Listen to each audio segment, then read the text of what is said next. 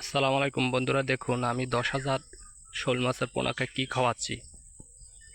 দেশি মুরগির ডিমের কুসুম ঠান্ডা করে ভালোভাবে পানির সাথে মিক্স করে এরকম আমি 4 দিন দেবো। আজকে হইল ওদের বয়স 4th দিন, তা ওদেরকে দিব 8 তারিখ পর্যন্ত। দেখুন কীভাবে ওদেরকে বাঁচিয়ে রাখি। এখন এটা দিয়ে সুন্দরভাবে ঢেলে দিব নেটের পাশে, আর ওরা এক পাশ থেকে অপর পাশে আসবে আর এগুলো খেতে থাকবো।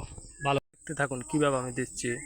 দেখেন, এই এই আমি ঢালা শুরু করছি এখান থেকে। দেখেন, এই ডালছি। দেখেন দেখেন দেখেন দেখেন দেখেন, শেষ।